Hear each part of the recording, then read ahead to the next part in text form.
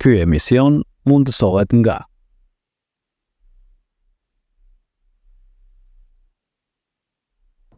Shëndetje zot Njoliu, Për shëndetje. Mirë, faleminderit, si kalon si e? mirë, ja para fushat për të bëhet një emision për të interesu për shëndetësinë dhe nivelin se si ti e shes si ministri i shëndetësisë.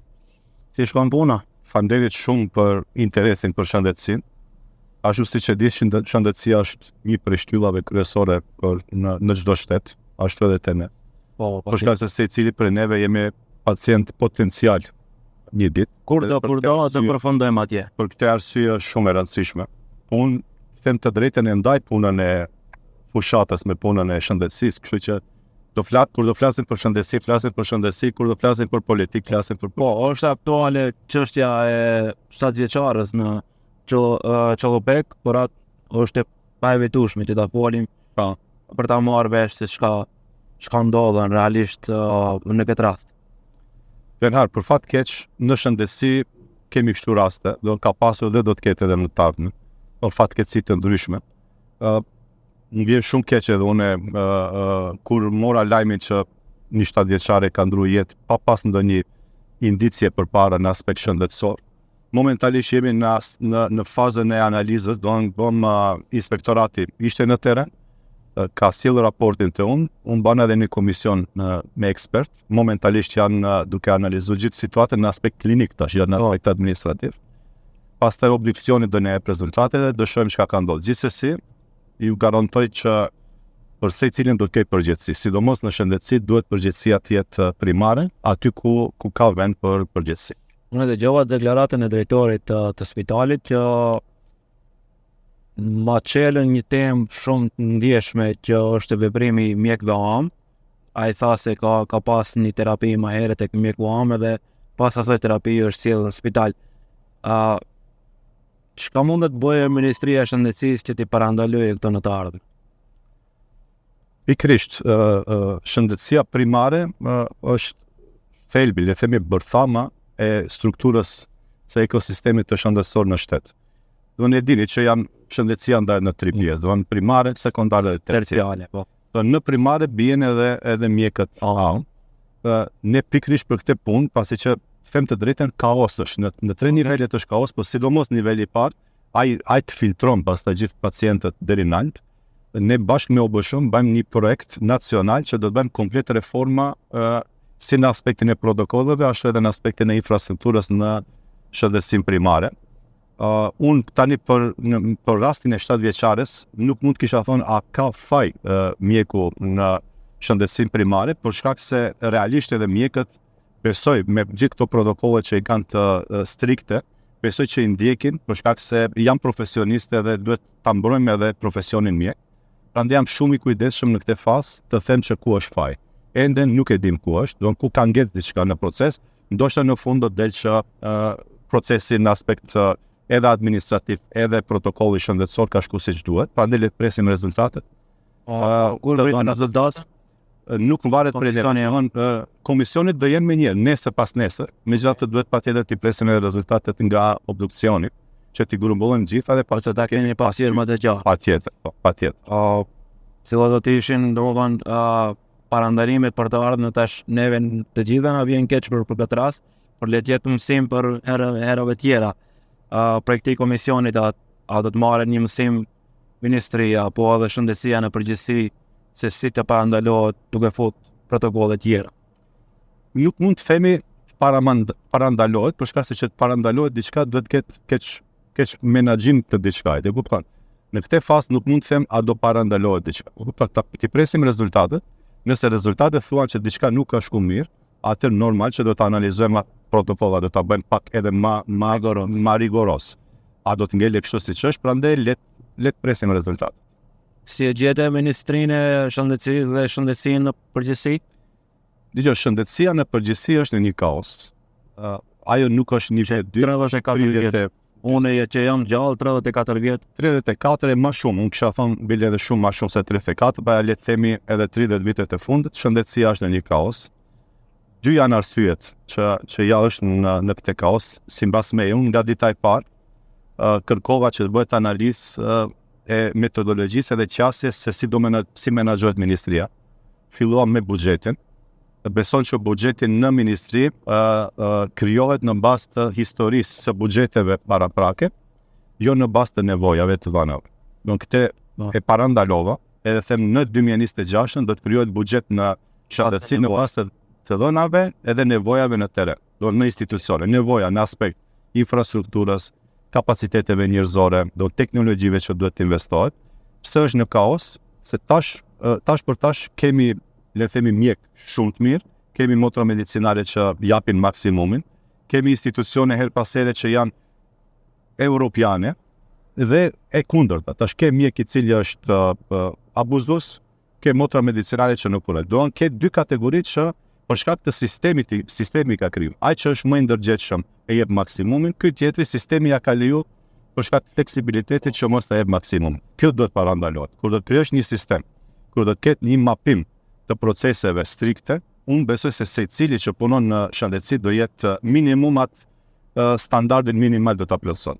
Unë jam i sigurt që secili prej atyre janë profesionist, po për shkak të fleksibilitetit ti ke mjek për shkak që deri në orën 1:30 shkon punë, pastaj shkon në shtëpi ose shkon në privat punon. E kjo është jo për shkak të mjekut, për shkak të sistemit që ja ka leju këtë fleksibilitet. Hajde shtrëngu pa sistemin? Jemi duke, unë mendoj se me digitalizim do performojmë më mirë. Prandaj fokusi në këtë periudhë do jetë digitalizimi, infrastruktura dhe kapacitetet. Digitalizimi në këtë rast ka kupton GPS ato këto? Jo. Digitalizimi në këtë rast në kupton sistemi i cili do të banë matjen e rasteve, shërbimeve që jepen në shëndetësi. Mos harro që çdo shërbim shëndetësi paguhet. Po. Do fondi i paguan çdo shërbim që bëhet, e tash fondi shëndetësor paguan shërbimet, nga ana tjetër shërbimet nuk ndjeken a janë dhëna apo nuk janë dhëna. Një shembull shumë konkret do t'jap. Le të themi një pacient nëse shkon tek mjeku an, ai e merr apo nuk e merr shërbimin, mjeku an mund ta çon në klinik për shembull. Po. Edhe tash për shërbimin e njëjtë që nuk e ka marrë tek mjeku an, ai shkon në klinikë dhe atje kërkon shërbimin e njëjtë. Ne si shtet e paguajmë 2 herë atë shërbim. Edhe te mjeku an, edhe te mjeku an, edhe tek mjeku që është në klinikë. Pra kur do kemi digitalizim, kur do ta ndjekim që ky shërbim, ky tretman që është tretman që i takon shëndetësisë primare, jo sekondare ose terciare, atëherë ne nuk do ta paguajmë 2 herë. Pra çka do ndodhet? Kreç populli i Maqedonisë shkojnë në Shkup. Shumë e vërtet. Unë e shoh rastet normale në Tetov për një thirrje thjesht, pak më të komplikuar se thjeshtat, i çojnë në Shkup. Për shembull vizitat e syt i çojnë në Shkup. Kjo që ndodha që i dëgjoj prej njerëzve, jo se i kam ulumtuar se me të gjitha shëndetësia e ne është e dukshme, nuk duhet të ulumtohet shumë. E kjo këtu do të ketë fund ky abuzim, le të themi, edhe institucional edhe personal, për shkak se do lidhen të dyja. Për shembull, ti shkon te mjeku am, shërbimi që duhet ta marrësh te mjeku am është shërbim primar, nuk të jepet ty, çon në mjek në klinik, automatikisht ky buxhet që duhet, që është definuar nga shteti, që ato 5 denar që do të jenë tuat, do të shkojnë në institucionin ti ku e ke marrë shërbimin. Nuk do shkojnë 2 herë, nuk do harxhohen 2 herë. Tash kur do ta marrish në aspekt funksional, sistemi nuk të funksionon, në aspekt financiar sistemi është shumë i shtrenjtë. Ne paguajmë shumë edhe shëndetësia te ne nuk është e lirë. Po. Sigurim, unë e shoh prej kolegëve që paguajnë sigurimin shëndetësor, domethënë është shumë i shtrenjtë, realisht të njëjtët kur shkojnë në spital, ju thuhet se hajde te ordinanca, i kam aparaturat më të mira. Kjo mendoj se do të parandalohet. Ajo është më keq përdorim. Po, keq përdorim. Ajo është më keq përdorim, edhe aty duhet këtë drejt, duhet të parandalohet. Besoj me kështu sisteme dhe me qasje në sistemin bazë që kemi në të dhënat, në bazën nacionale, kur do shohim çdo shërbim ku është dhënë, sa atë do ta dimë edhe ku e ke marrë shërbimin ti si qytetar, atë do të kemi një pasqyrë të shëndetit publik në nivel të shtetit. Okej. Dalë tash për shembull, unë ka bëu përshtypje për herë dalja e ish ministrit Todorov në spitale në kohë të pacaktuara. Edhe mendon se ajo është një formë mirë për t'i zonë gafil mjekët që nuk janë aty? Mendoj jo, për shkak se tash kemi forma tjera se si e kemi pasqyrën e qartë që ndodhen në sistem. pra në sistemin shëndetësor. Nëpërmjet terminit që kemi dhe baza në sistem, unë në kohë reale e di se sa mjek në çdo klinik apo në çdo institucion shëndetësor kemi në moment. Tash çka mund bëhet? Ka ekipe, kemi edhe inspektoratit që mund të hyjnë në të pjesën operative dhe sheh ka apo s'ka. A është i vërtetë që termin? Ti faktikisht e lidhën ka pacient edhe a ka mjek. Nëse ti e sheh që mjeku është tetor, pacient ka 0, nuk kupton që ose nuk është në punë, prandaj s'është menaxhuar asnjë, nuk i është dhënë shërbim asnjë pacientit, ose nga ana tjetër s'ka pacient. Të mund të ndodhe një herë, dy herë, megjithatë nuk mund të ndodhe ty një javë, dy. Kemi raste që ne kemi analizuar në sistemin ton, kemi raste që ka mjek i cili ka kontrolluar 2 pacient për një javë, ose për një muaj 3-4, që është shumë pak me standardet evropiane. Si gjendet një IT në shëndetësi? Mendoj si Dgjoj, ne i shohim procese. Çdo proces, a do jetë proces i lidhur me shëndetësinë, a do jetë me kulturën, a do jetë me administratën, menaxhimi i proceseve është i njëjtë. Fillon procesi, ka hapat e veta dhe mbaron në fund. Kaq. Okay. Edhe unë kështu e shoh edhe shëndetësinë. A do jetë ai proces i cili mjeku jep një shërbim pacientit, a do jetë një proces administrata jep shërbim një qytetarit, është proces me protokolle të ndryshme brenda. Kaq. A keni ndonjë proces që e analizon feedbackun e qytetarëve për shërbimin e mjekut? Gjithsesi. Kjo është shumë e rëndësishme që ju ta përforconi sistemin. Gjithsesi, ne punojmë tash për digitalizim të plot të sistemit, prandaj gjithkohës për me të transformim digital të shëndetësisë. Dikundi do të investojnë 30 milion euro, ku do të kemi edhe feedback në kohë reale. Ti do të kesh në mobilin tënd aplikacion, i cili kur do të dalësh jashtë, do të mundesh ta evaluosh edhe shërbimin që e ke marrë edhe mjekun edhe institucionin brenda. Por kjo është çka do të ndodhë në të ardhmen. Në moment çka bëjmë, kemi hapur kabinetin, kemi edhe kabineti hapur çdo të premte vinë qytetarët, edhe aty mund të flasin edhe të ankohen ose të kërkojnë shërbime që mendoj që mungoj sistemit edhe duhet të jetë sistemi shëndetësor. Nëse nuk gabojmë më herët e kisha online. Tash është edhe ajo. Pra kemi edhe atë mundësinë që të mundet çdo qytetar nga shtëpia paraqet nëpërmjet webfaqes ton kemi sisteme dhe këtu kemi gati mbi 180 paraqitje për abuzime ndryshme, qofshin ato administrative, abuzime në nivelin e dhënies së shërbimit. Feedback, rezultat mirë? Ajo? Ndëgjoj, ne kemi bën në kabinet kemi një zyrë që merret me këto, do një lexon dhe pastaj merren delegon. Ka një numër të madh për aty dhe janë informata të cilët thotë unë kam shkuar në mjek, prita 2-3 orë, mjeku erdhi me vonesë dhe këto janë ato mangësi që janë sistem prap lidhur me digitalizim. Kemi një pjesë tjetër që thotë ka pas abuzim për arsye ndryshme, për shërbim ka gërkuar para, këto i procesojmë edhe më tej. Ka institucione që ne kemi çuar si materiale dhe i procesojmë. Edhe e treta është aspekti dhënies së shërbimit jo cilësor. Thotë, isha aty, në pa 2 minuta nuk më dha asnjë bar nëse nuk më trajtoi mirë. Po të gjitha këto i marrim me rezervë, pasi që çdo qytetar që më jep një informatë, duhet të jetë si informat bazë, shtytse, por nuk mund të jetë madje do ta gjesh edhe palën e mjekut përfundimtare. Kështu që po, kemi pastaj takime me mjekët, me drejtorin e institucionit, dhe tash për tash janë shumë pak procese që janë në vazhdim, që administrohen më tej. Prej atyre 180 dikundi mund të them ja 5-6% janë ato që kam bazë për të procesuar dhe më ande. Tash është 4:45, je jashtë orarit punës, mund të folim për politikë. Po. Kjo është në momentin kjo është një proces që u bë viral dhe është e vërtet, do ne paguhemi që të jemi në shërbim të institucionit, edhe unë seriozisht e mendoj atë që derisa ti je në shërbim të institucionit dhe të qytetarëve, ti duhet merresh me këto procese që paguhesh.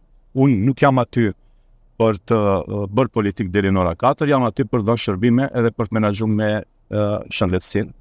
Pas asaj secili qytetar është i lirë dhe unë jam qytetar pas. Po, patjetër, ti ke jetë sociale, familje dhe krejt që duhet edhe ato të respektohen, se mbi gjitha njerëzit mendojnë se politikani duhet 24/7. Por realisht edhe ai ka njerë, edhe ai ka familje, fëmijë.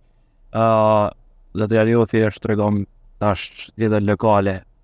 Do nisim prej komunës Gostivari ku ti e përfaqëson si duket situata atje.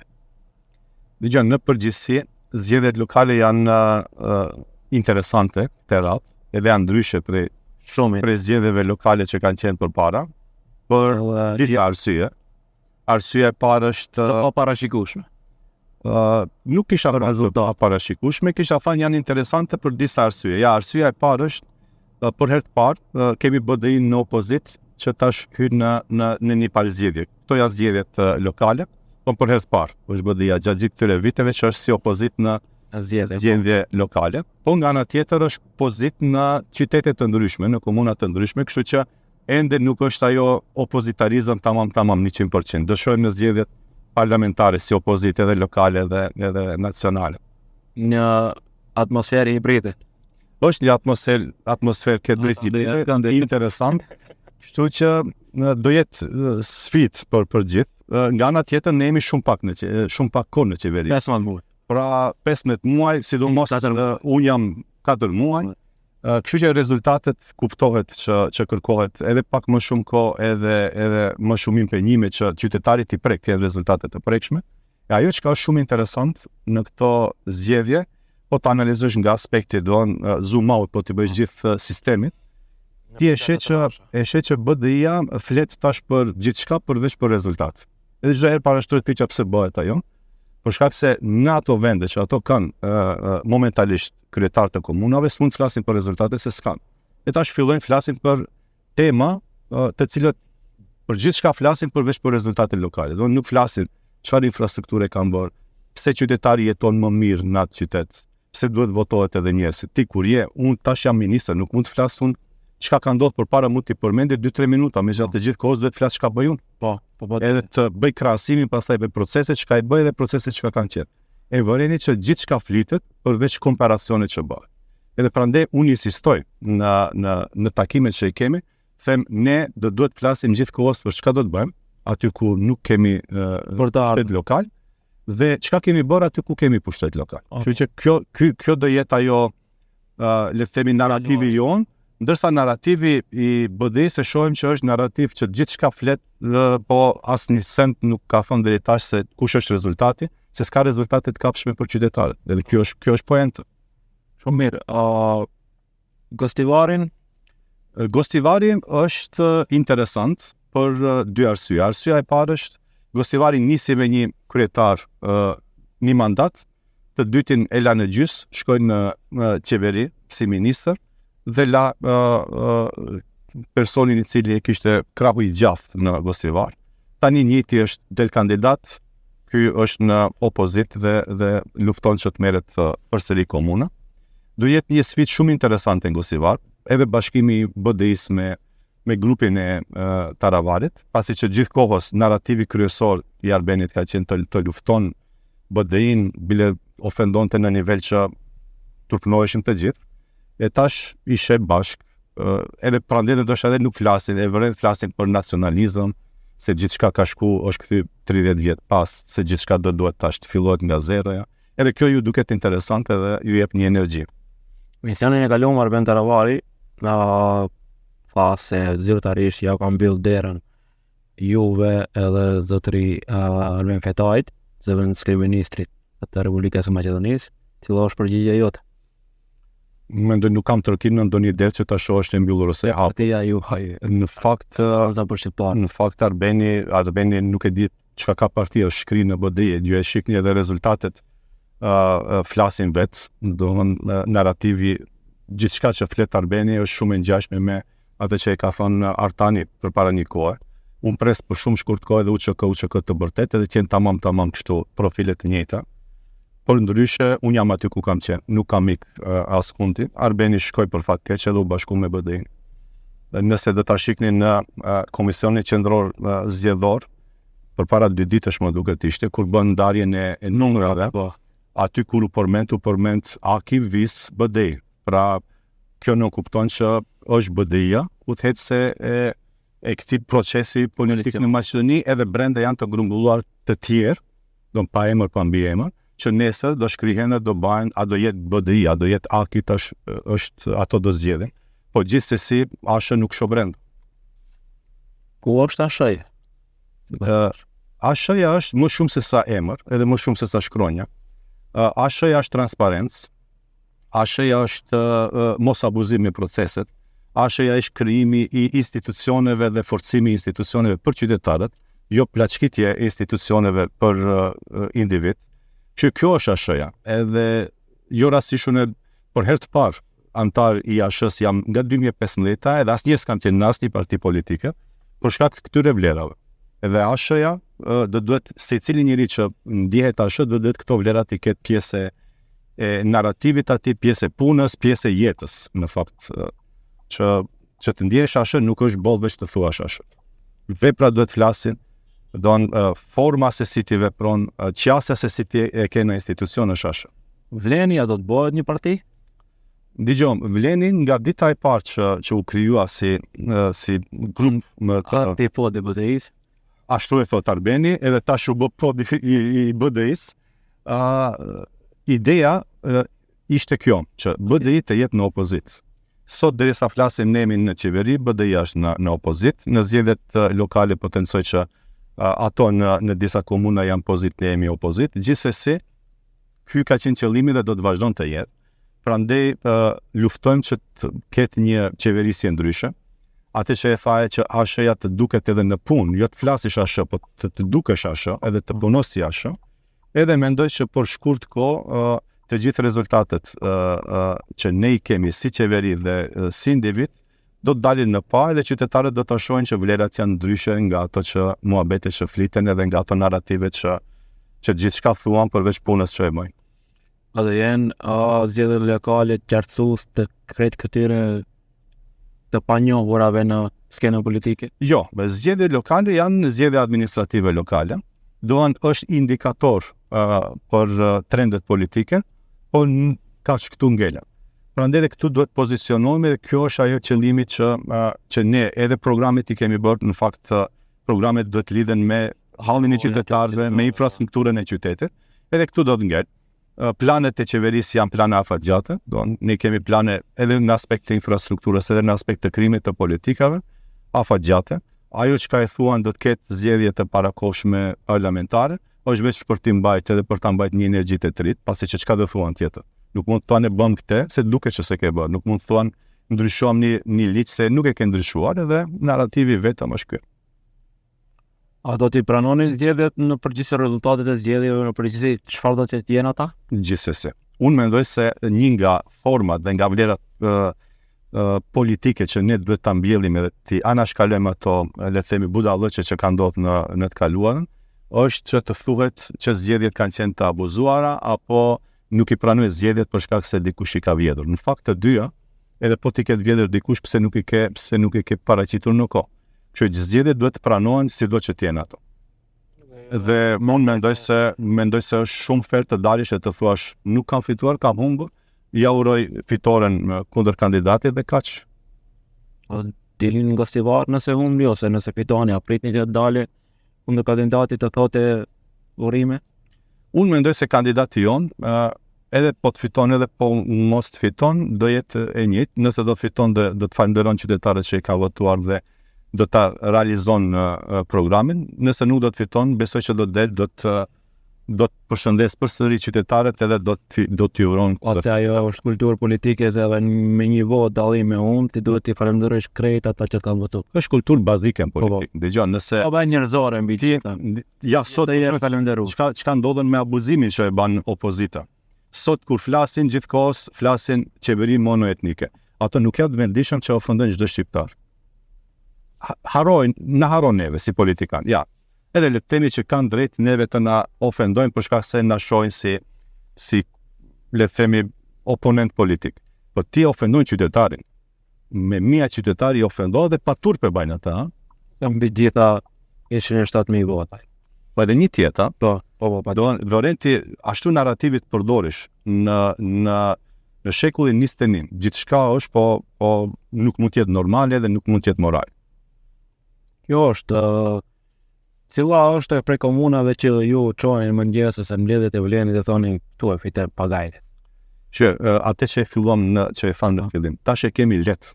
Për shkak se ne flasim çka do bëjmë, ato s'mund të flasin çka kanë bë, edhe ne pretendojmë seriozisht në të gjitha komunat njëjtë me energjinë e njëjtë që t'jemi të fitojmë. Në fund të ditës, rezultatet do të thuan të vetë.